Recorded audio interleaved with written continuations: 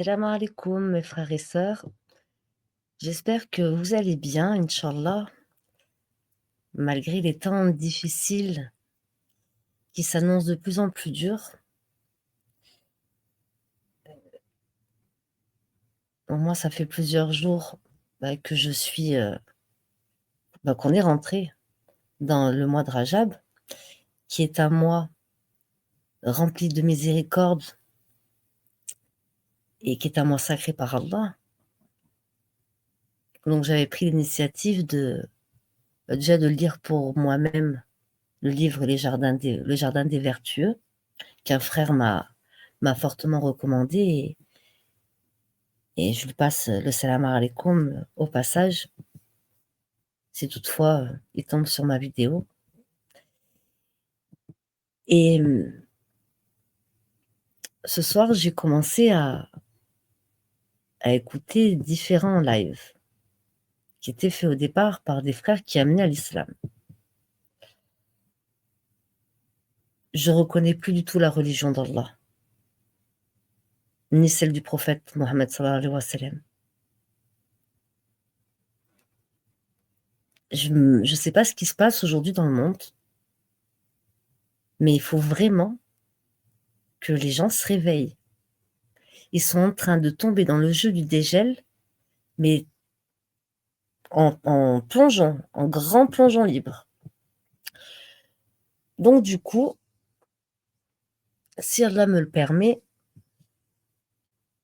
moi je juge personne, chacun fait ce qu'il veut, comme il veut, chacun sera responsable de ses œuvres le jour du jugement dernier. Et je remercie Allah subhanahu wa ta'ala du fond de mon cœur de m'avoir fait mettre sur ma route des frères et des sœurs qui m'ont apporté, par sa permission, une grande paix intérieure dans mon cœur. Et rien que pour cela, je demande à Allah subhanahu wa ta'ala de les récompenser de la meilleure des manières qu'ils soient. Et amin. Et je lui demande également par la même occasion, à ce moment-là présent, donc le 5 janvier à 11h11 du matin, de bien vouloir m'aider à faire un bon rappel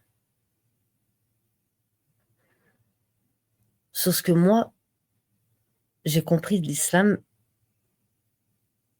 quand je me suis reconvertie. Non, je ne dis pas que je me suis convertie à l'islam, parce que j'ai compris qu'on était tous et toutes nés musulmans. C'est notre sainte nature. Donc j'ai été élevée dans une religion chrétienne, mais où ma mère, elle priait pas Jésus, mais elle priait la Sainte Vierge. Donc en fait, elle priait Myriam, Marie, la mère de Issa, de Jésus.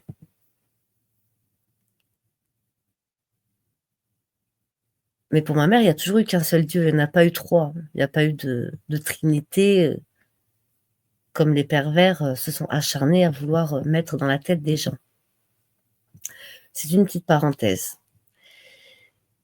Mais à la recherche de vérité, cette recherche de vérité m'a automatiquement menée à l'islam. Puisque comme Allah le dit dans le Coran, c'est la religion de la droiture. Et la vérité même est dans le Coran. Sauf que de nos jours, et on peut le constater un petit peu de partout, même sur les réseaux sociaux et de partout, dans la vie, dans notre comportement à nous, à tous et à chacun, le Coran et la sunna du prophète, parce que l'un ne va pas sans l'autre, sont vraiment délaissés. Moi, je vous invite vraiment à lire de vous-même le Jardin des Vertueux. vraiment. On se rend bien compte qu'on va pas être beaucoup à pouvoir accéder au paradis si on continue vraiment dans cet égarement-là et si on continue à pas se protéger du jeu du diable, du jeu du dégel. Parce que certains, ils vont dire que notre ennemi, c'est nous-mêmes.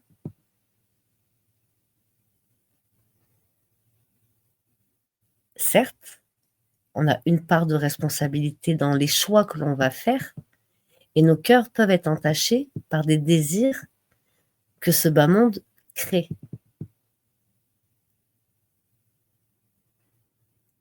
Et qui crée ces désirs-là? C'est le diable. Il enjolive la vie. Il veut faire croire plein de choses qui sont qu'illusions pour ce bas monde. Alors du coup, j'aimerais juste vous faire un rappel qui est la base en fait. C'est la base de l'islam. Alors pourquoi je dis que c'est la base de l'islam? Parce que c'est de cette manière-là que par la grâce d'Allah subhanahu wa ta'ala, il y a maintenant de très très très nombreuses années, j'ai fait ce qu'on appelle l'attestation de foi. J'ai reconnu qu'il n'y avait qu'une seule divinité, un seul créateur, qui est Allah.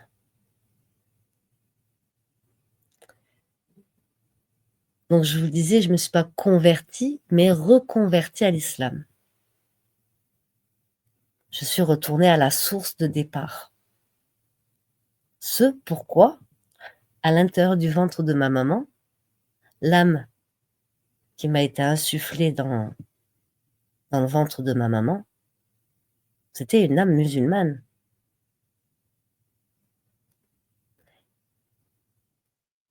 Ensuite, elle a suivi un autre chemin, mais Allah m'a fait des rappels. Je parle de moi, mais pour tout un chacun, c'est pareil. Même vous qui êtes né dans une famille musulmane, Allah vous fait des rappels, hein, sans cesse.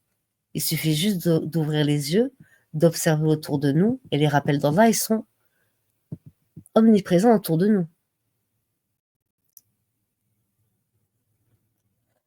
Donc la première chose qu'on fait quand on se reconvertit à l'islam, c'est la shahada. C'est l'emblème du tawahid. La shahada, c'est quoi? C'est d'attester qu'il n'y a qu'une seule divinité et que c'est Allah. Et que Mohammed, sallallahu alayhi wa sallam, c'est son messager. Parce que c'est le prophète Mohammed, sallallahu alayhi wa sallam, qui vient avec le message de l'islam, le Coran. Et l'islam est la seule religion agréée par le Créateur, par Allah. La ilaha illallah, Mohammed Rasulallah. C'est la base.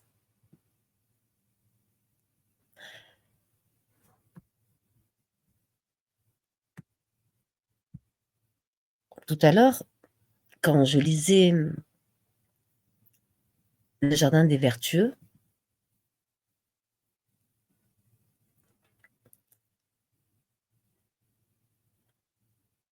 Allah nous a dit par l'intermédiaire du prophète Mohammed sallallahu alayhi wa sallam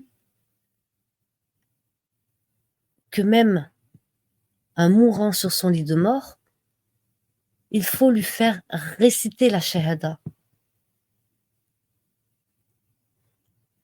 le plus possible. La ilaha illallah Muhammad Rasulallah. Ashhadu an la ilaha illallah, ashhadu anna Muhammad Rasulallah. C'est l'attestation de foi. D'accord? Donc, comme je vous le disais, c'est l'emblème du Tawahid. Le Tawahid, c'est quoi? C'est la science la plus noble qui puisse être étudiée. C'est la base de l'islam. C'est ce qui fait rentrer dans l'islam. Le Tawahid traite de l'unicité d'Allah, c'est-à-dire tout ce qui lui revient de droit par excellence et en toute exclusivité.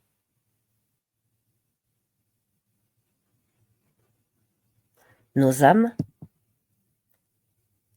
c'est Allah qui les a créées et c'est vers lui que nous serons ramenés. Certains d'entre vous se disent sûrement: on nous a assez rabâché le Tawahid, on n'en peut plus. Mais si le Tawahid est tellement négligé, c'est parce qu'on en ignore l'importance. En fait, le Tawahid est d'une importance telle que le prophète sallallahu alayhi wa sallam passa les 23 années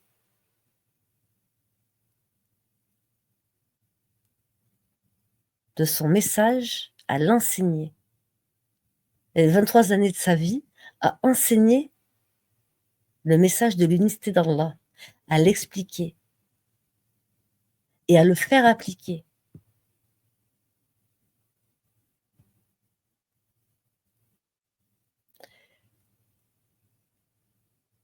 Le Tawahid est assez important pour qu'Allah nous ordonne d'en avoir la science et d'en comprendre la signification. Donc, je vais vous faire un rappel, si Allah me le permet, là-dessus. Donc, je vais, par rapport à des sourates du Coran, et le Coran, c'est la parole d'Allah, subhanahu wa ta'ala, que lui-même a la garde. Parce qu'il sait, et il nous l'a dit dans le Coran, que les autres livres descendus aux précédents prophètes, nous devons y croire. Certes, ça fait partie de la foi, mais nous devons croire à ceux qui ont été descendus aux prophètes de l'époque, à Moïse, Moussa,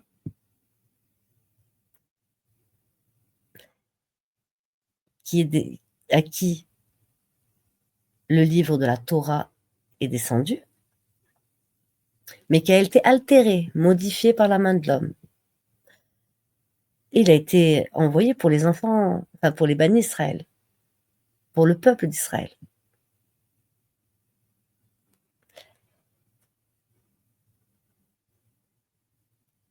Ensuite, nous devons croire à l'Injil. Mais l'Injil qui a été descendu à Issa, à l'époque où il est descendu à Issa. Mais quand le Coran il est descendu, donc beaucoup de temps après que les deux livres ont été descendus, mais qui ont été altérés, Allah a descendu le livre avec sa parole parfaite, où rien n'est omis dans le livre. Rien ne va en contradiction. Allah répète dans le Coran plusieurs versets, dites de manière différente, ou parfois même de manière insistante.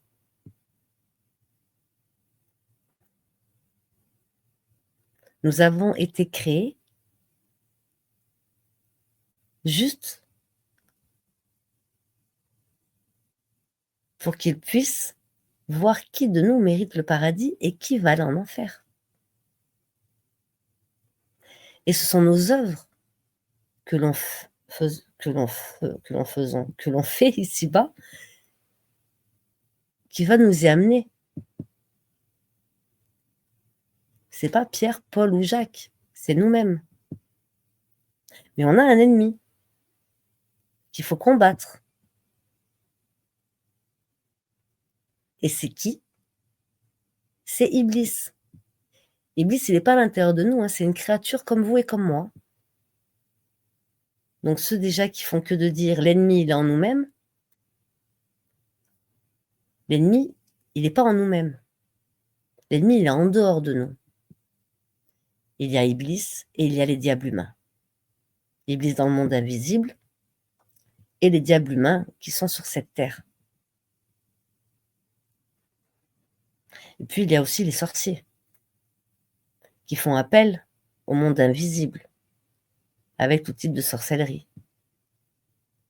qui, eux, ont déjà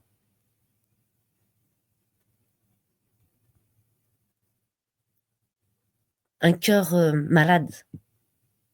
Mais malade, ils ont un bout de chair dans le cœur qui est complètement malade. Donc tout le corps, il est malade. Il y a des personnes qu'Allah ne va même pas regarder le jour du jugement dernier. Ce sera l'enfer direct.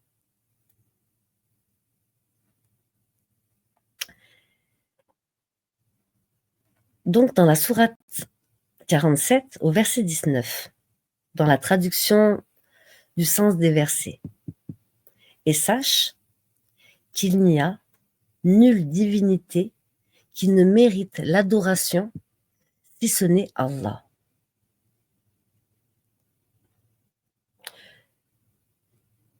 Donc le tawhid est assez important pour qu'Allah nous ordonne d'en avoir la science et d'en comprendre la signification.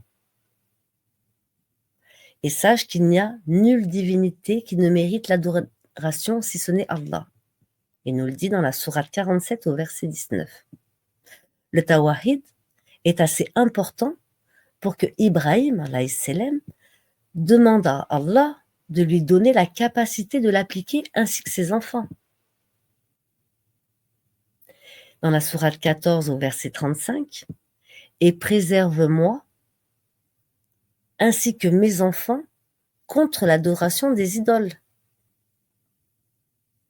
Ainsi la parole du tawhid, « La ilaha illallah » n'est pas une simple parole déchargée de sens, bien au contraire. Allah subhanahu wa ta'ala a dit dans le Coran, dans la sourate 3, au verset 18, Allah témoigne qu'il n'y a de divinité qui ne mérite l'adoration si ce n'est Allah, ainsi que les anges et les savants, le mainteneur de la justice, point de divinité à part lui, le vivant, le sage.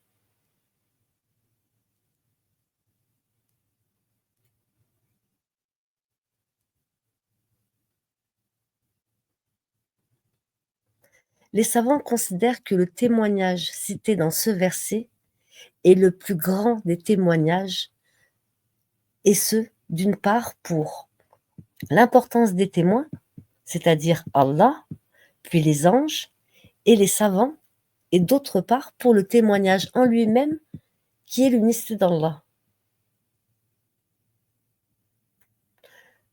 Rappelez-vous, nous avons, chacun de nous, sur nos épaules, 2 anges. L'un à droite, qui note toutes nos bonnes actions. L'un à gauche, qui note toutes nos mauvaises actions. Et chaque jour, ils remontent et d'autres viennent. Et ils écrivent tout dans le livre qui nous sera remis.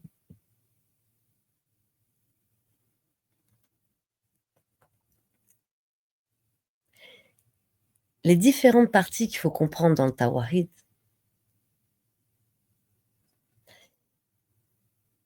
il est important de savoir que les savants ont partagé le tawhid en 3 grandes parties qu'il faut impérativement connaître pour comprendre la ilaha illallah. Il n'y a de divinité que Allah.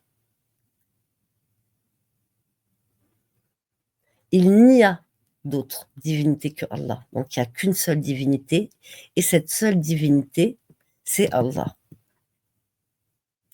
C'est le tawhid ar-rububiyya. Ar-rububiyya, pardon. C'est l'unicité dans la seigneurie. Le Seigneur des mondes, le Seigneur de l'univers. C'est le fait de reconnaître les œuvres spécifiques au Seigneur, telles le fait de donner la vie, la mort, la subsistance, les épreuves, la nourriture, tout. Reconnaître Allah comme Seigneur, c'est lui reconnaître la création.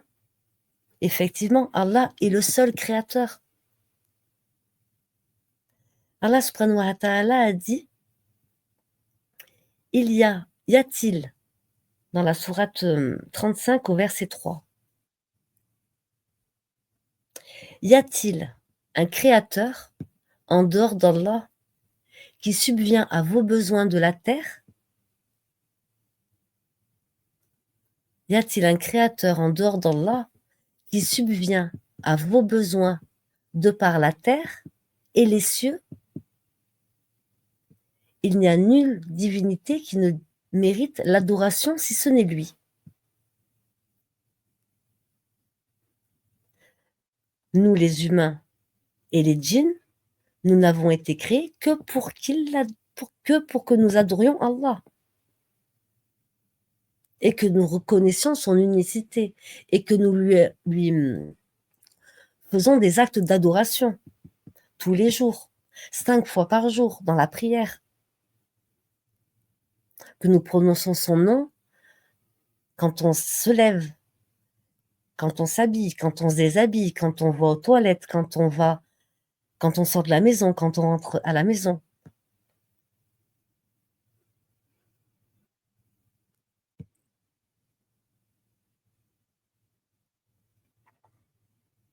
Nous prononçons le nom d'Allah tout le temps. En tout cas, c'est ce que nous devons faire en tant que musulmans.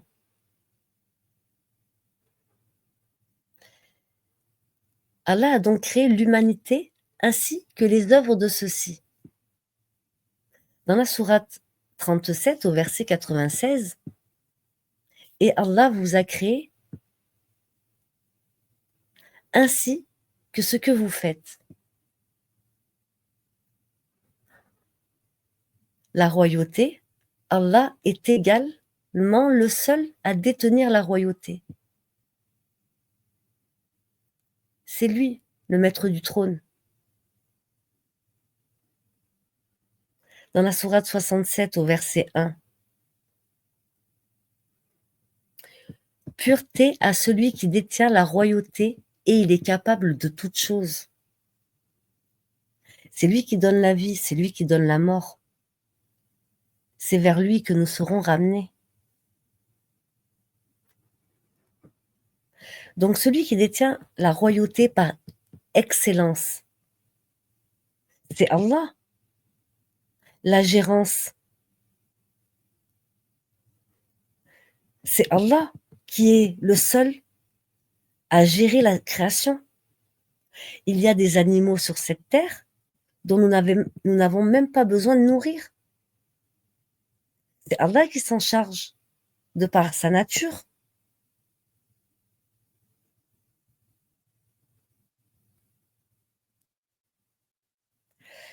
De par toute sa création. Il a tout créé parfaitement, à juste mesure. Tout est parfait.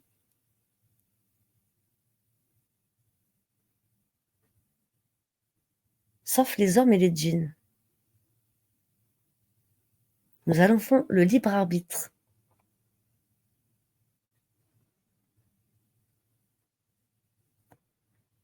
Dans la sourate 7, au verset 54, n'est-ce pas que c'est à lui qu'appartient le royaume et la gérance? Cette partie-là du Tawahid n'est reniée par personne, pas même les associateurs du temps du prophète Mohammed sallallahu alayhi wa sallam, sauf une minorité. Et Allah subhanahu wa ta'ala a dit dans le Coran, sourate 10 au verset 31, dit, qui vous accorde de la nourriture du ciel et de la terre, qui détient l'ouïe et la vue, et qui fait sortir le vivant du mort et fait sortir le mort du vivant, et qui administre tout. Ils diront Allah.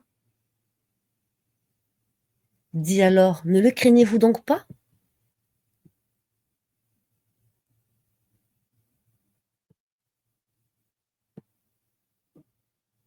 Dans la sourate 43 au verset 87. Et si tu leur demandes qui les a créés, ils diront Allah. Dans la sourate 29 au verset 61, si tu leur demandes qui a créé les cieux et la terre et assujetti le soleil et la lune, ils diront très certainement Allah. Comment se fait-il qu'ensuite ils s'en détournent?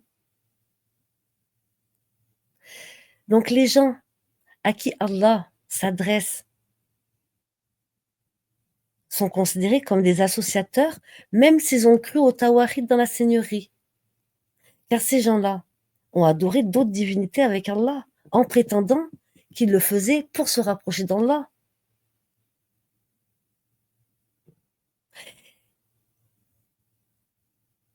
C'est ce que j'ai constaté ce soir dans les vidéos et depuis un petit moment déjà.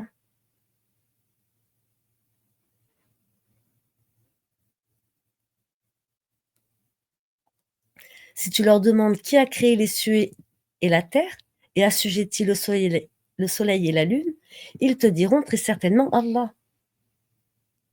Comment se fait-il qu'ensuite ils se détournent?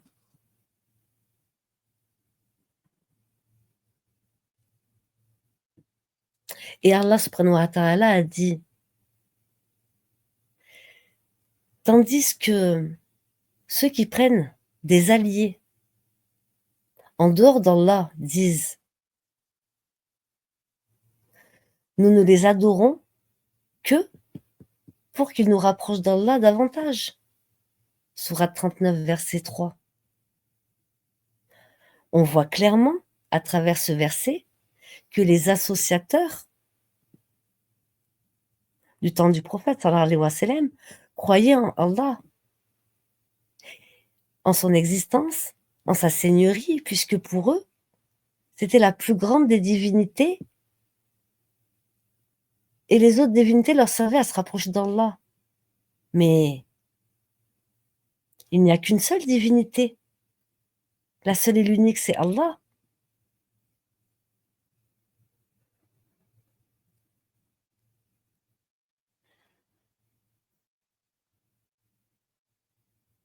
En vérité, Allah jugera parmi eux sur ce sur quoi ils divergent.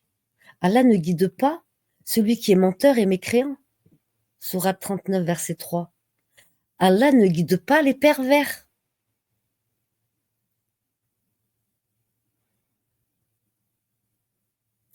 Allah démontre ainsi que les prétentions de se rapprocher d'Allah en adorant autre que lui n'est que mensonge.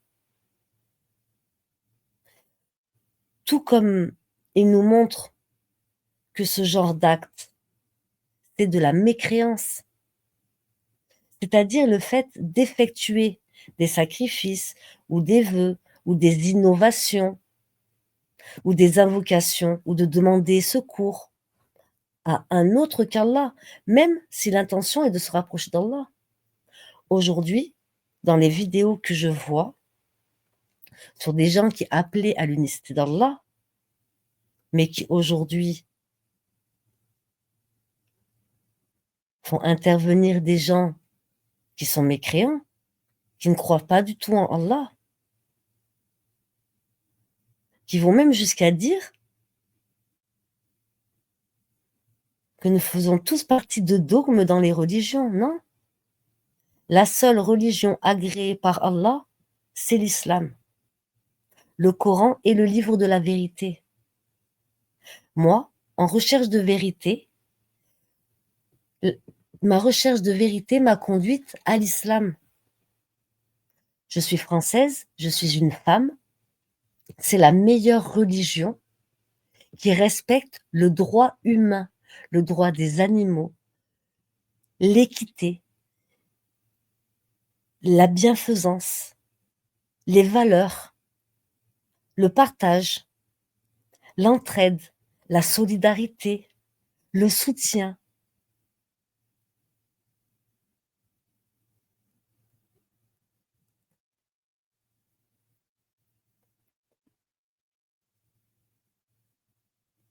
Certes, il faut connaître cette partie du tawahid. Pourtant, cela ne suffit pas à mettre l'individu à l'abri de la mécréance. Car le sens du tawahid est bien plus profond et plus pointilleux. Allah subhanahu wa ta'ala a dit, et la plupart d'entre eux ne croient en Allah qu'en lui donnant des associés. Il le dit dans la sourate 12 au verset 106. C'est-à-dire que beaucoup croient en la seigneurie d'Allah tout en adorant autre que lui. C'est de l'association.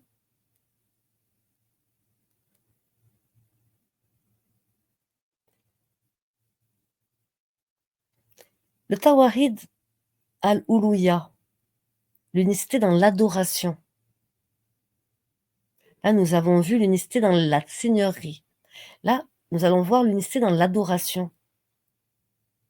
Le tawahid al-uluya, c'est le fait de vouer tout acte d'adoration à Allah en toute exclusivité. Et ceci en adorant aucune divinité avec Allah, ni en essayant de se rapprocher d'un autre qu'Allah par une chose qu'Allah seul mérite, c'est-à-dire l'adoration. L'adoration telle que la définit Ibn Taymiyyah est un terme qui englobe tout ce qu'Allah aime et agrée comme œuvre apparente ou cachée. Allah subhanahu wa ta'ala dans la sourate 51 au verset 56. Je n'ai créé les djinns et les hommes que pour qu'ils m'adorent. Ainsi, le but de notre création n'est autre que l'adoration d'Allah, c'est-à-dire la base de l'islam, la mise en pratique du tawahid.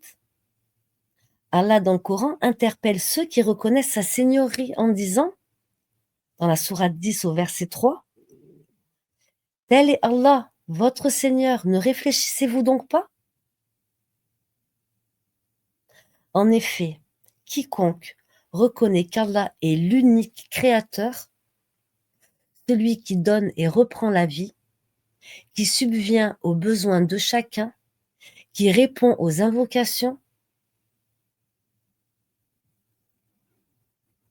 est contradictoire lorsqu'il adore un autre qu'Allah. Ainsi, Allah prend comme argument contre ces gens-là le fait qu'ils admettent Allah comme Seigneur.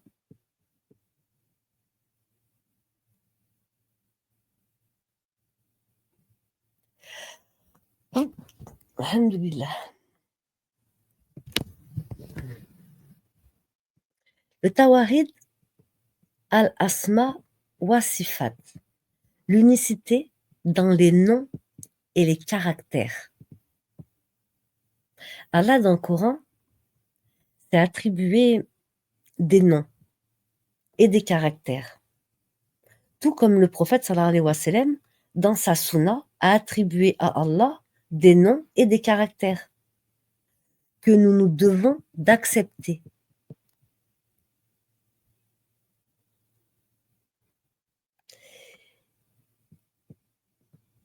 Quelques règles concernant les noms d'Allah.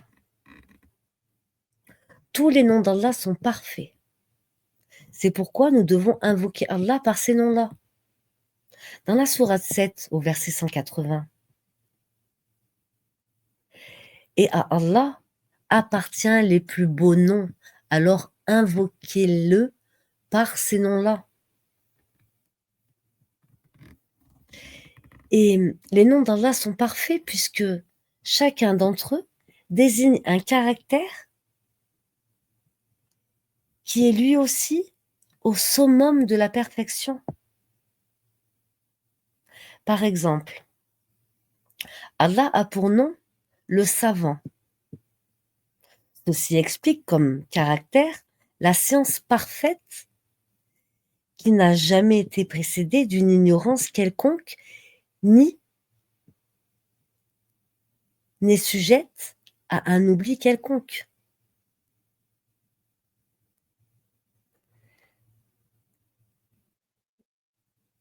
Allah dit dans le Coran, Allah subhanahu wa ta'ala dit dans le Coran, dans la sourate 20 au verset 52, dit « Sa science est chez Allah dans un livre.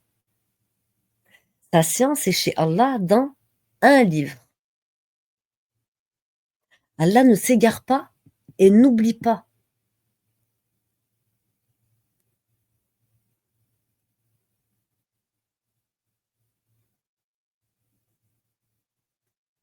Ça reprend ce que je vous ai dit tout à l'heure au tout début. Sinon, pourquoi Allah il aurait dit ça dans cette sourate-là, dans la sourate 20, verset 52? Il aurait dit sa science est dans les livres qu'il a fait descendre. Or, il a dit sa science est chez Allah dans un livre. Allah ne s'égare pas et n'oublie pas.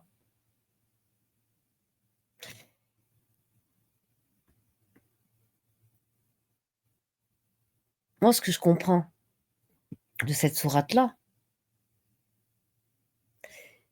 c'est que parmi les gens du livre, ceux qui étaient là à l'époque de Moïse, de Moussa, les pervers, qui ont volontairement caché la parole d'Allah pour leurs propres intérêts, ont falsifié le livre, donc la Torah. Puis après, ils ont fait la même chose quand l'Injil, l'évangile, est descendu à Jésus, à Issa. Ils ont oublié des versets, ils en ont enlevé, ils en ont modifié. Et puis d'une traduction à une traduction, à une autre traduction, d'une traduction sur une traduction, la parole d'Allah, elle n'était plus du tout celle qui est descendue à Jésus, à Issa. Parce que les pervers de l'époque, qui sont les mêmes qu'aujourd'hui, eh ben les pervers, eux, ils n'ont qu'un seul but, les mêmes buts que Iblis. C'est quoi? D'égarer les gens, de les empêcher d'être sur le bon chemin. Et quel est le bon chemin? Le bon chemin, c'est le chemin d'Allah subhanahu wa ta'ala. Et sa science à Allah, elle est où? Elle est dans son livre, dans un livre, le Coran. Sourate 20, verset 52. Sa science est chez Allah dans un livre. Allah ne guide pas et n'oublie pas. Et ne s'égare pas et n'oublie pas. Toutes les sciences d'Allah, elles sont détenues dans le Coran. Après, toutes nos œuvres à nous sont inscrites auprès d'Allah. Et notre livre nous sera remis le jour du jugement dernier. Mais le Coran, c'est la parole d'Allah. Et toutes les sciences sont dans le Coran. Je le répète encore une fois, parce que même les scientifiques, c'est qui les scientifiques? C'est ceux qui sont à la recherche de science. Les scientifiques amènent des preuves, qu'Allah n'a pas besoin de ces preuves. Mais c'est des gens qui œuvrent pour la science et qui prouvent par leur science la science qu'il y a déjà dans le Coran, qui était déjà là avant même que les scientifiques n'amènent les preuves de cette science.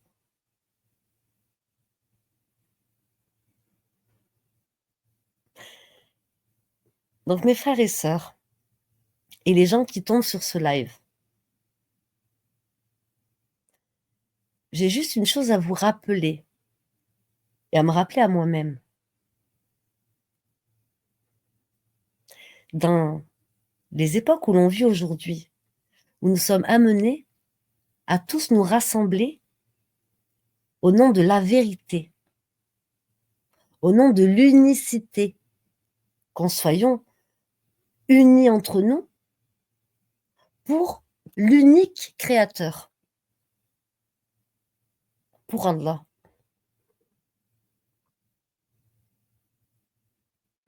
Celui qui ne s'égare pas et qui n'oublie pas. Rien n'est omis dans le livre. Rien n'est oublié dans le Coran.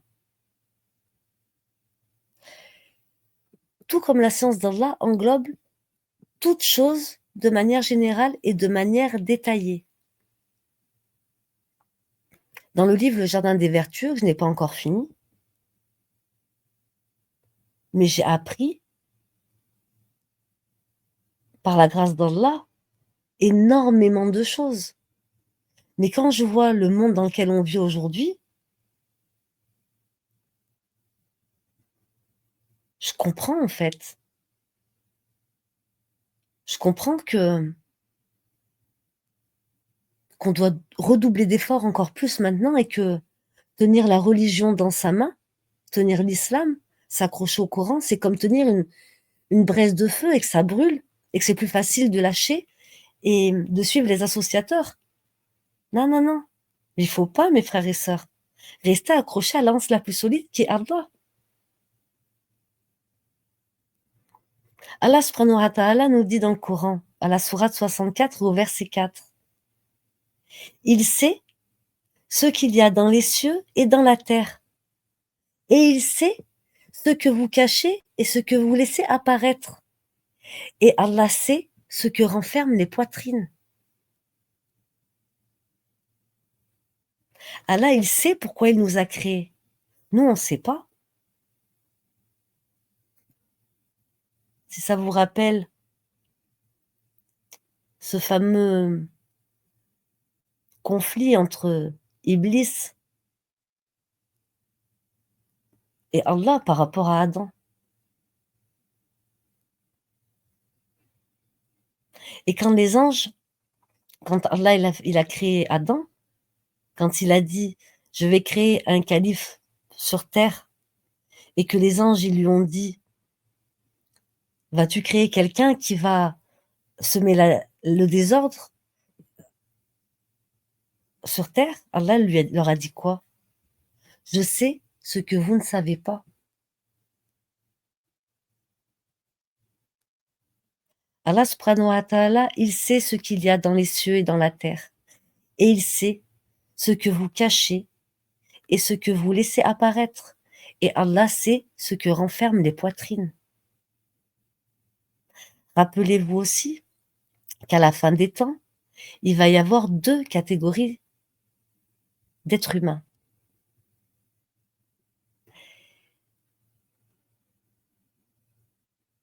Les croyants sincères et enfin, les gens qui ont dans le cœur une foi sincère et véridique, et il y en a qui auront juste l'habit du croyant, mais dont le cœur n'a juste un seul intérêt et de vous égarer avec leur faux semblant de croyants.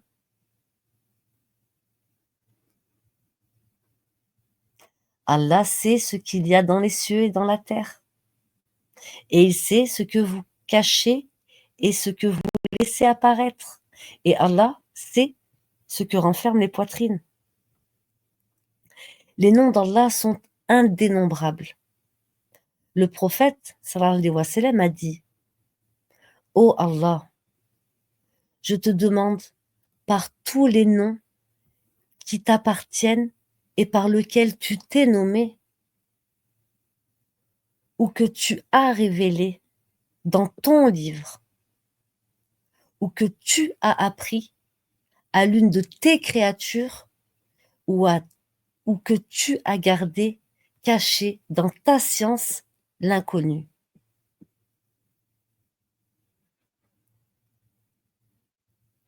Ô Allah, je te demande par tous les noms qui t'appartiennent et par lequel tu t'es nommé, ou que tu as révélé dans ton livre, ou que tu as appris à l'une de tes créatures, ou que tu as gardé caché dans la science de l'inconnu.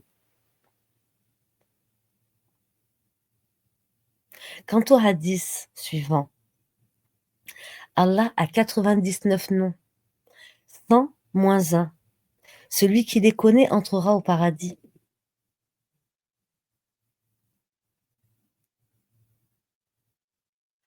Ce hadith ne prouvant rien qu'Allah a uniquement 99 noms.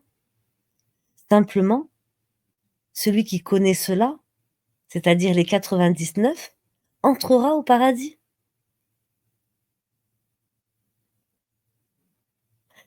Certains savants ont révélé, ont relevé 81 noms d'Allah dans le Coran et 18 dans la Sunna.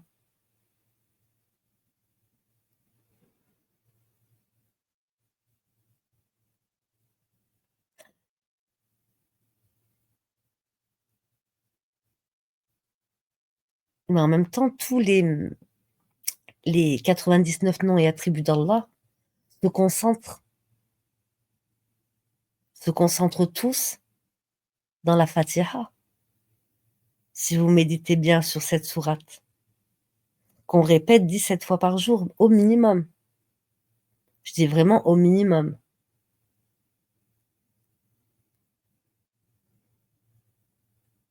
Certains savants, donc comme je vous le disais, ont relevé, pardon, 81 noms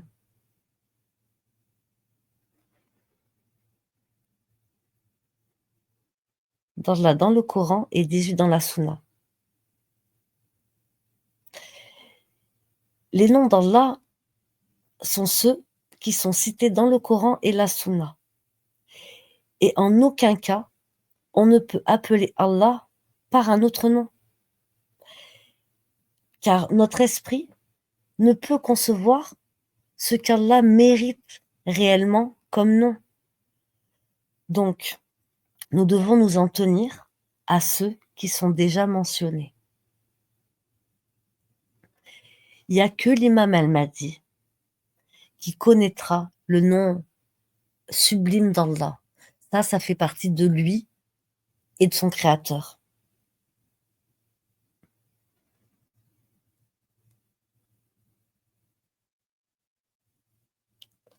Donc, il faut cesser de se disperser.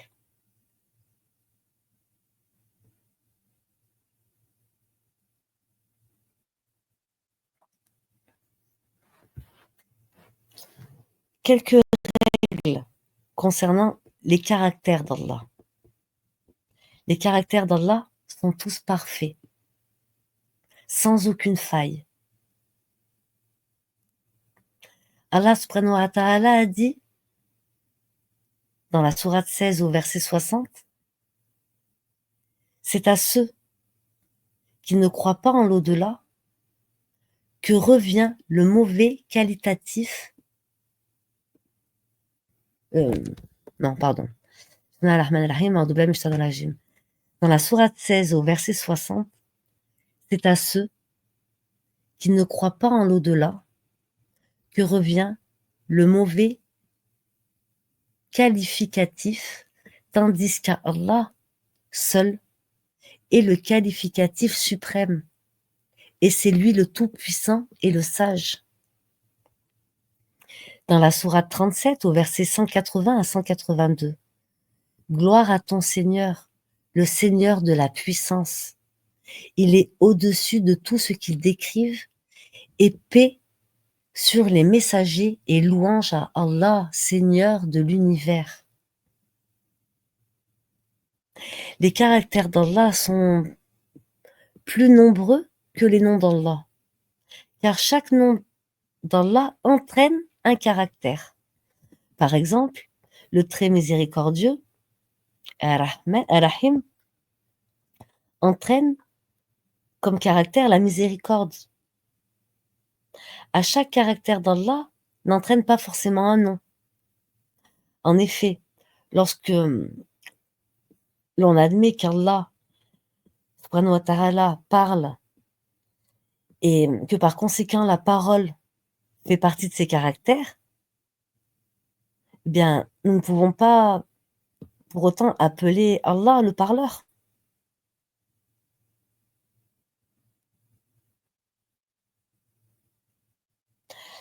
Ou encore quand Allah a dit dans la sourate 89 au verset 22: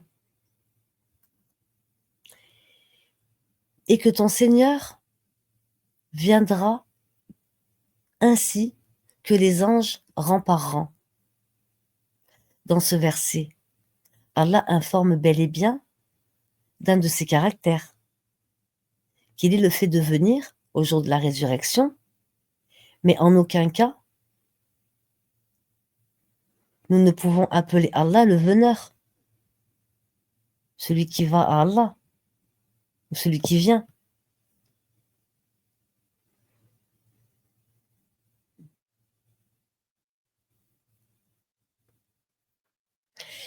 Il en va de même avec beaucoup d'autres caractères cités dans le Coran et la Sunna. Après avoir reconnu les caractères d'Allah, il faut comprendre, il faut qu'on en prenne garde à ne pas faire de commentaires ou de comparaison entre les caractères d'Allah et ceux des créatures.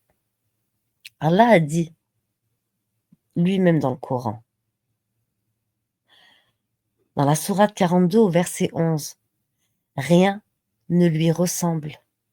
Il est l'audient, le clairvoyant. Et dans la sourate 112 au verset 4, et nul n'est égal à lui. Il est l'unique.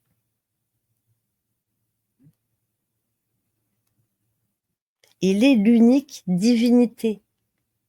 Il est l'unique créateur. Il est l'unique pourvoyeur aux besoins. Il est l'unique nourrissant. Il est l'unique en toutes choses. De toute façon, après avoir admis qu'Allah s'est élevé sur le trône, il faut comprendre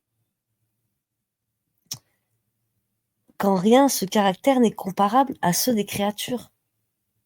Mais les caractères d'Allah lui sont propres et spécifiques. Et en rien, nous ne pouvons commander ces caractères.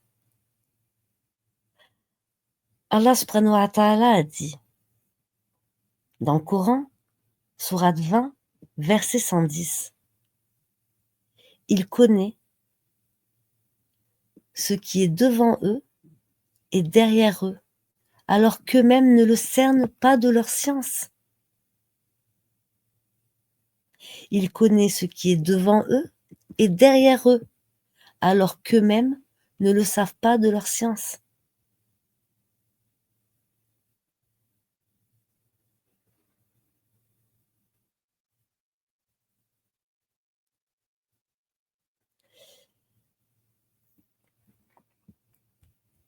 L'imam Malik, lorsqu'il fut interrogé de la sorte, Allah s'est élevé sur le trône. Comment s'est-il élevé? Il se mit alors à transpirer et répondit: Istawa est connu.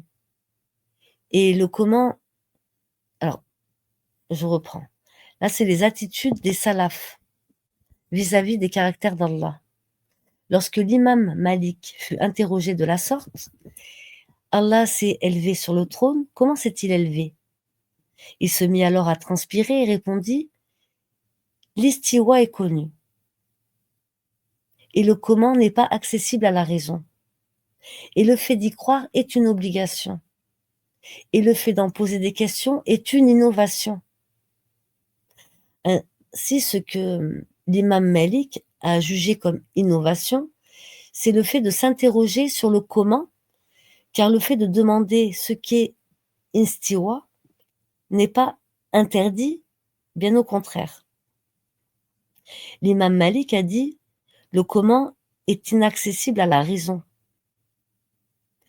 Mais il n'a pas dit qu'il n'existait pas, car il existe forcément un comment au caractère d'Allah. Seulement, seul Allah le connaît. Et Allahu a'lam, Allahu a'lam, hein. Peut-être qu'Allah le donnera à l'imam al-Mahdi. Le comment du pourquoi, du pourquoi, du parce que, du pourquoi et le comment du comment. Allahu a'lam. C'est Allah le plus savant. Il sait ce que nous ne savons pas.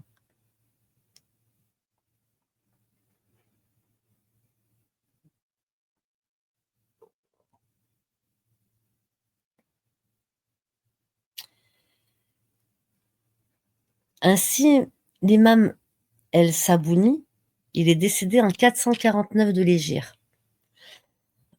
Il a dit: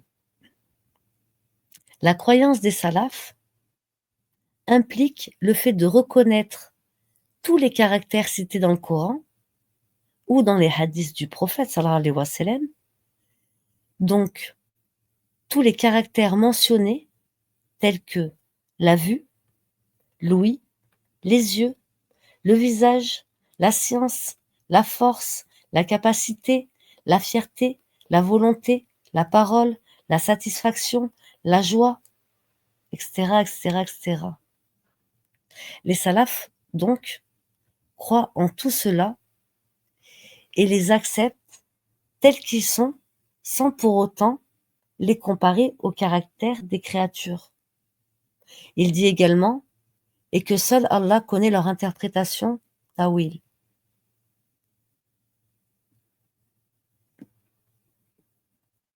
Après, il y a nous, les créatures, on a l'ouïe, ça c'est moi qui le dis, hein. Après Allah Werlem, on a l'ouïe, on a la vue, on a le visage, on a de la science, on a de la force, des capacités, on peut être fier, on peut avoir de la volonté, la parole, mais tout ça, on l'a par la grâce et la création d'Allah.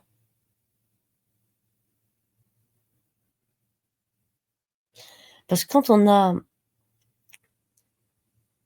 fait son djihad el-nefs et qu'on arrive à exceller sur le chemin d'Allah,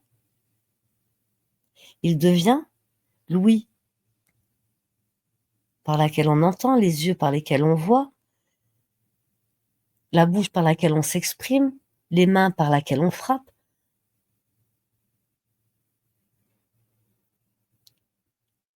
Il nous guide et il nous donne de ses sciences.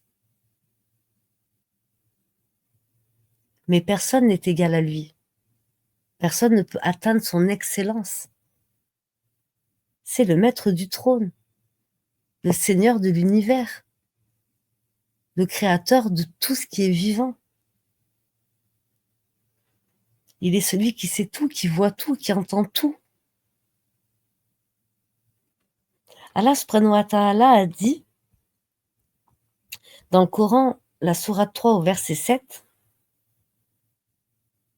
les gens qui ont dans leur cœur un penchant pour l'égarement suivent les versets à équivoque, voulant par cela la tentation et voulant les interpréter alors que nul, hormis Allah, n'en connaît l'interprétation. Sourate 3, verset 7.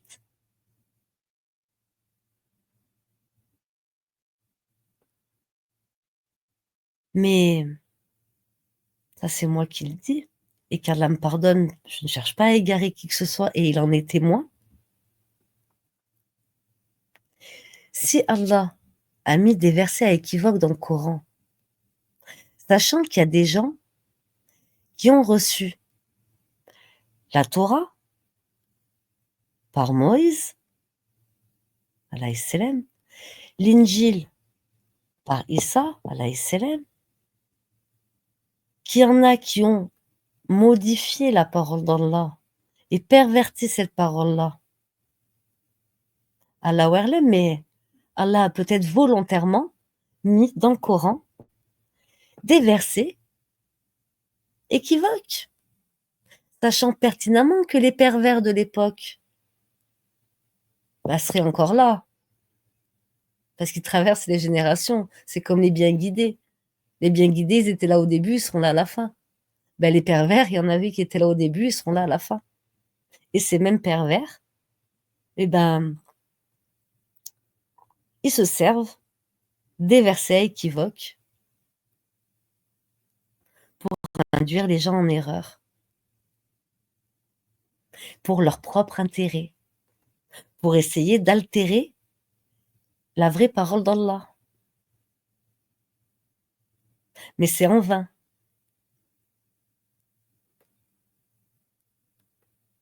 Parce que nous, musulmans croyants, nous avons la certitude de la véracité de la parole d'Allah qui est le Coran et la sunna du prophète à laquelle on s'accroche et qu'on essaye d'appliquer. Je dis on essaye d'appliquer parce que on ne sait pas tout. Quand je dis on, je parle pour moi aussi, hein, et surtout pour moi. Je chemine dans l'islam, je chemine dans le chemin de vérité. Quand j'apprends, j'applique. Ça peut m'arriver de me tromper. Et je demande à Allah de me pardonner quand je me trompe, pour me rectifier. Et je lui demande de me guider dans le bon chemin, le chemin de ceux et de celles qui comblent de ses bienfaits. Et non pas de celui et de celle qui l'égare, ni celui des égarés, ni des égareurs.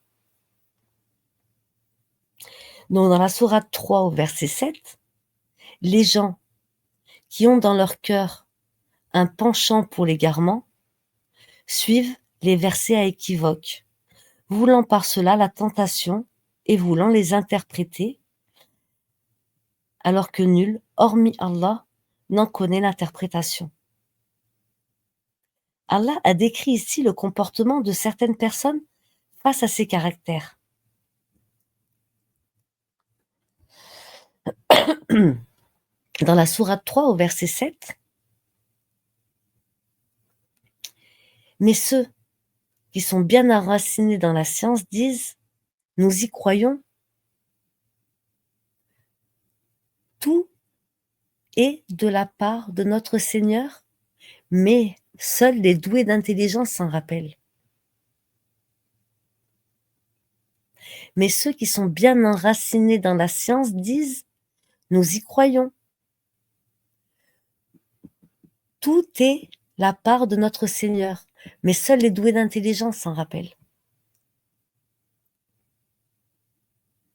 Allah a dit également, pour fermer la porte à tout sujet d'interprétation de ces caractères, dans la sourate 42 au verset 11, rien ne lui ressemble. Il est l'audient, le clairvoyant.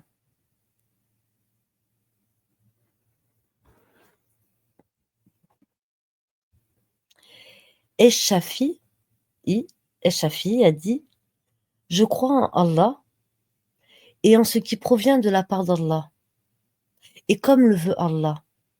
C'est-à-dire, je comprends ce qu'Allah a révélé, dans le sens où Allah veut qu'il soit compris. Et je crois au message d'Allah et en ce qui provient du message d'Allah, et dans le sens voulu par le message d'Allah. Makhoul el-Zuhri,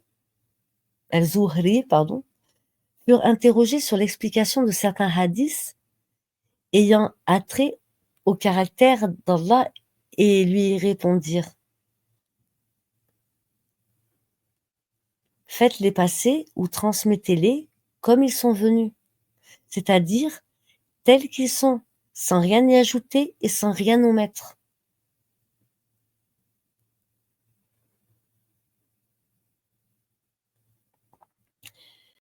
Le véritable sens de la ilaha illallah, la ilaha illallah est composé d'une négation, la ilaha, puis d'une affirmation, il est Allah. La ilaha illallah. Il n'y a pas de divinité si ce n'est Allah.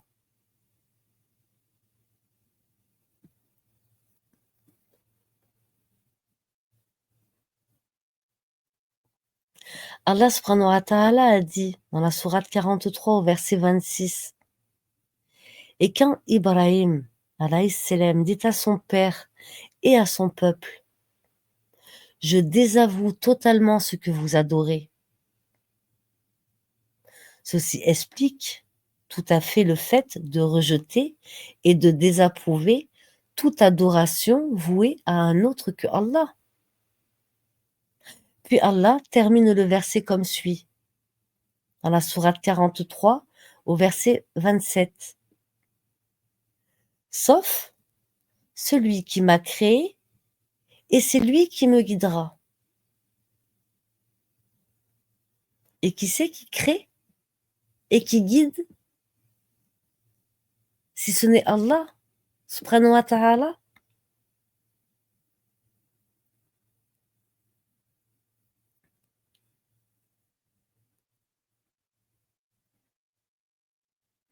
Donc, dans la sourate 43, versets 26 et 27, et quand Ibrahim dit à son père et à son peuple, je désavoue totalement ce que vous adorez,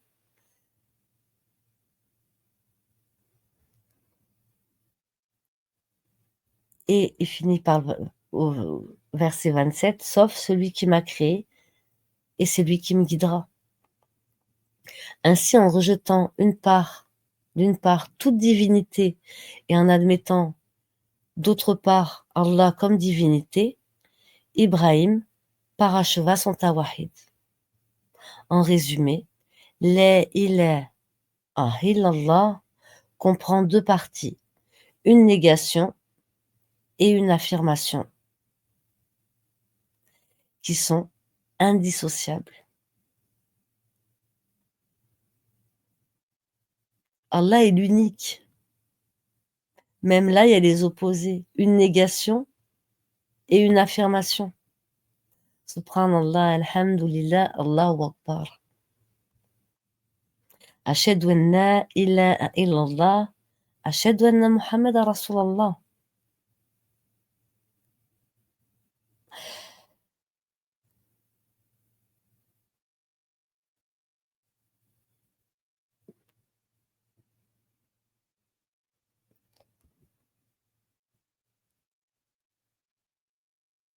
Donc, ainsi, dans la traduction la plus proche est la suivante, il n'y a pas de divinité digne d'être adorée excepté Allah.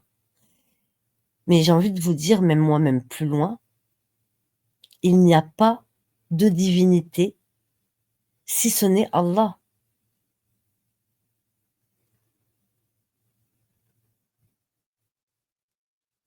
S'il y a une divinité, c'est Allah. S'il n'y a pas Allah, il n'y a pas de divinité.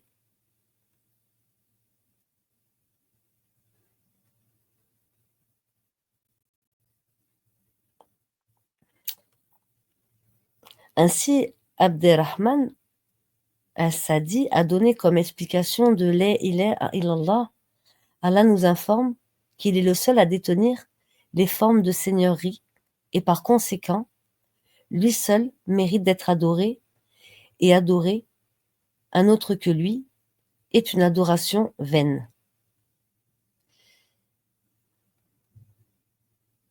Donc ça, c'est des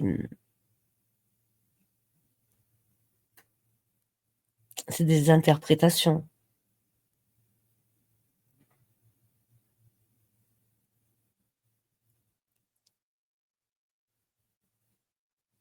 Mais il y a une divinité, c'est Allah. Il n'y en a pas d'autre, il est l'unique. S'il n'y a pas, s'il y a pas Allah, il n'y a pas de divinité. Et Allah il nous a créés que pour qu'on l'adore.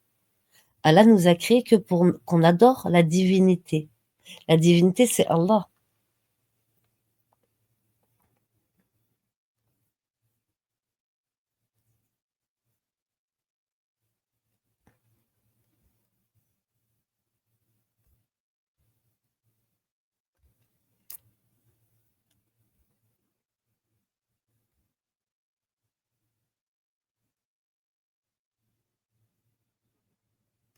Alors, il y a des explications qui sont erronées de la ilaha illallah. Moi, j'ai repris En fait, j'ai repris moi l'article. Hop, alors attendez que je remette au début de l'article. C'est un article de la Science Légiférée, hein, pardon.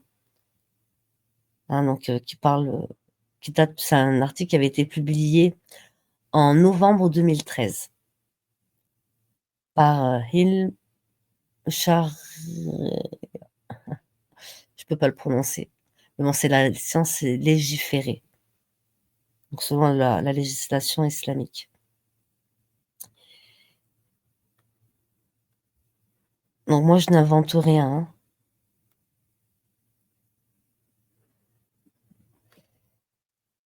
Mais en tout cas, il y a une chose dont je suis convaincue, et ça, personne ne me l'enlèvera, c'est l'unicité d'Allah. Et je remercie Allah de m'avoir guidée vers le chemin de la vérité et de m'avoir fait découvrir l'islam, le Coran et la sunna du prophète Mohammed sallallahu alayhi wa sallam.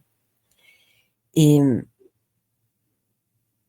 certes, je suis qu'une Française reconvertie à la religion, mais je ne vaux ni mieux que vous, qui êtes nés dans la religion, ni moins bien que vous.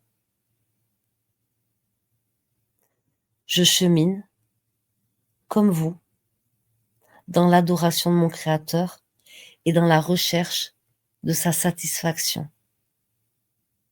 Si j'ai une connaissance, je la partage. Si j'ai compris quelque chose, j'en fais part. L'intention étant sincère et dans le but d'œuvrer pour le bien et pour Allah et dans la satisfaction d'Allah en vue d'obtenir l'agrément d'Allah pour accéder au paradis et en visant le plus haut possible qu'Allah me permettra d'aller, j'œuvre en ce sens-là et je m'entoure au maximum de personnes qui ne vont pas m'amener vers un égarement ou me faire retourner à leur religion à eux. Donc quand je vois des frères qui se mélangent avec des personnes d'autres religions cherchant des vérités, je n'arrive pas à comprendre comment vous pouvez aller chercher des vérités que vous avez déjà sous les yeux. Méditez sur la parole d'Allah, méditez, revenez à la base, revenez à la source, le Coran et la sunna du prophète. Prenez une semaine, lisez, relisez. Déjà, le Coran, il faut le lire tous les jours, ça Allah il nous le dit, et on le lit tous les jours quand on fait nos évocations, quand on fait la prière. La nuit, c'est le meilleur moyen, le meilleur moment de retenir. Mais vraiment, relisez, parce qu'on m'a dit que dans toutes les maisons musulmanes, ce livre y était, Le Jardin des Vertueux, Riyad as-Salihin. Les vertueux, ils seront au paradis.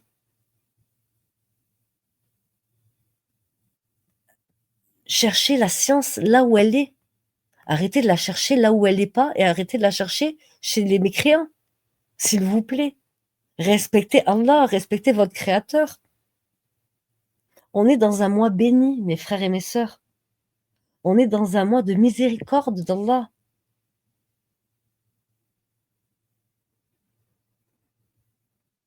On est en train de se préparer aujourd'hui pour le Ramadan. On n'est même pas sûr qu'on soit encore vivant demain. On sait qu'il y a l'imam du temps qui va arriver à la fin des temps et qui va rétablir la religion. Nous, notre devoir à nous, en tant que musulmans, c'est d'améliorer notre foi. Et comment on va améliorer notre foi? On va améliorer en cherchant dans les autres livres? Non. On va l'améliorer en allant écouter ce que Pierre, Paul, Jacques va dire? Non. On va l'écouter, on va la découvrir, cette vérité, en se concentrant sur nous-mêmes, sur notre adoration envers Allah, sur nos prières, sur notre repentir, sur nos actions, sur notre comportement, sur notre parler, sur nos paroles, sur nos écrits, sur ce qu'on laisse sur les réseaux sociaux, sur ce qu'on partage de connaissances. C'est nous qui serons jugés. C'est notre âme qui sera jugée le jour du jugement dernier. Bien sûr, celle de Pierre, Paul et Jacques, elle va être jugée aussi. Je dis Pierre, Paul, Jacques parce que c'est une expression commune en France. Hein. Excusez-moi. C'est pour dire un tel ou un tel. Mais on va tous être jugés. Toutes nos âmes seront jugées. Donc, concentrons-nous sur nous. Nous avons conscience qu'il y a des gens qui œuvrent pour le bien et il y a des gens qui œuvrent pour le mal. Tout est un équilibre parfait. Il y a le bien d'un côté et le mal de l'autre. Le jour où le mal n'existera plus, il ne pourra pas y avoir sur Terre que le bien. Le jour où il y aura que le bien, ça sera le jour où il y aura le paradis.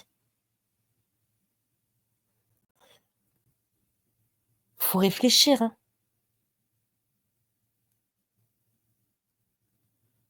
Le mal, il va pas disparaître, il sera toujours là. Par contre, le mensonge va disparaître. Parce que la vérité va éclater. Mais la vérité, c'est le jour du jugement dernier.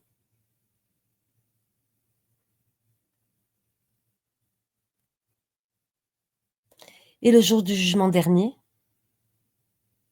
ça fera sur le chemin un Y. Hein. On est sur le chemin de la vie. Et au bout de ce chemin-là, eh ben, il y a une direction à droite et une direction à gauche. Et qui sont les gens de la droite et qui sont les gens de la gauche. Je vous laisse le rechercher dans le Coran. Au lieu d'aller vous éparpiller, à vous faire lobotomiser la tête par des propres personnes qui se sont fait eux-mêmes lobotomiser la tête. Donc restez accrochés à la hanse la plus solide qui est celle d'Allah. Restons chacun à notre place, devant notre Créateur. Partageons nos sciences avec le Coran et la Sunna. Et avec les sciences qu'Allah il nous donne. Mais en s'appuyant toujours avec le Coran et avec la Sunna. On a chacun et chacune un chemin de vie différent pour aller vers la religion d'Allah. En tout cas, ce qui concerne nous les reconvertis.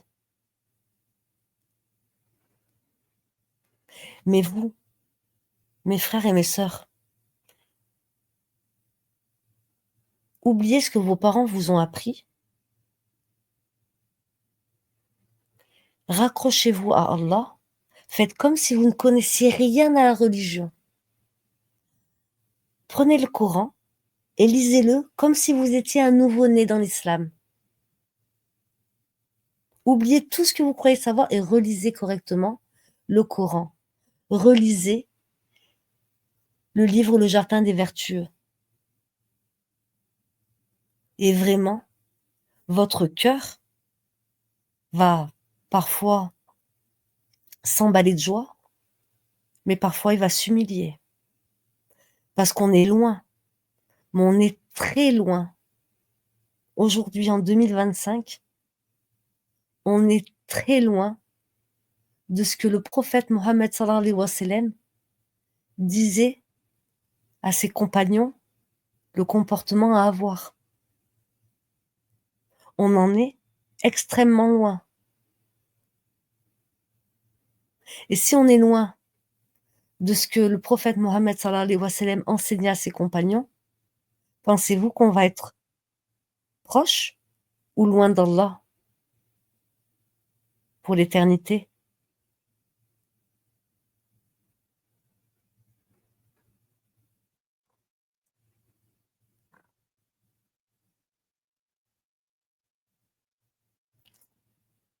Qu'Allah nous guide dans le bon chemin, qu'Allah apaise nos cœurs, qu'Allah nous permette de rester concentré sur sa parole de vérité qui est dans son livre, dans le Coran.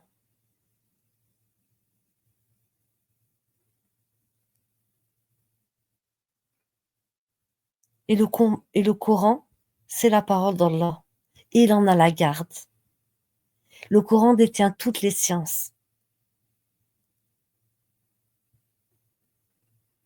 Nous avons la nature, la création, nous la voyons de nos yeux. Pour ceux qui ne sont pas aveugles. Il y a des vrais aveugles, ils sont dans le noir toute la journée, ils ne voient rien. On a, par Allah, cette supériorité, entre guillemets. Quand je dis supériorité, c'est pour ne pas dire le mot chance, mais on a, nous, l'opportunité de voir de nos yeux la beauté du monde, la beauté de la nature.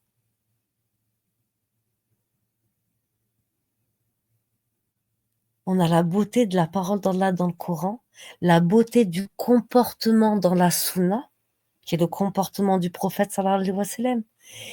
Et revenons à la base. Ce pourquoi on devient musulman. La ilaha illallah. Il n'y a pas de divinité en dehors d'Allah. L'unique, sans associé. Tout sauf lui va en pair, va par pair.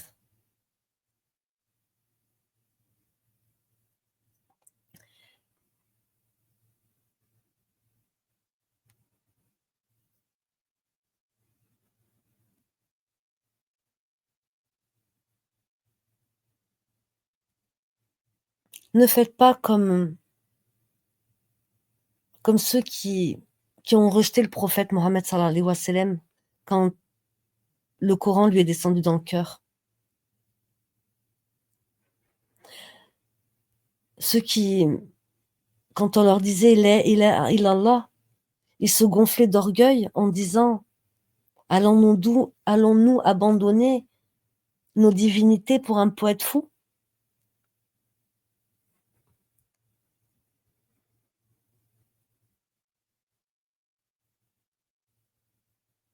Faisons honneur à notre prophète, Mohammed sallallahu alayhi wa sallam.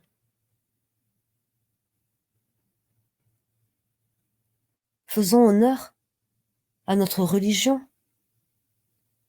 l'islam. Faisons honneur avant tout à notre Créateur. Adorons-le comme il doit être adoré.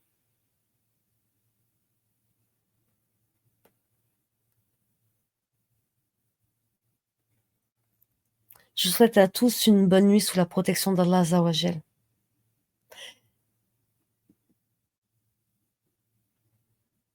Bismillah ar-Rahman ar-Rahim. Alhamdulillah Rabbi alamin. Ar-Rahman ar-Rahim. Maliki yawmiddin. Iyaka na'budu. Iyaka nasta'in. Ihdina sirata al-mustaqim. Sirata radina. An'amta alaihim. Ghairi ghal maghdubi alaihim. ولا الضالين آمين. السلام عليكم ورحمة الله وبركاته.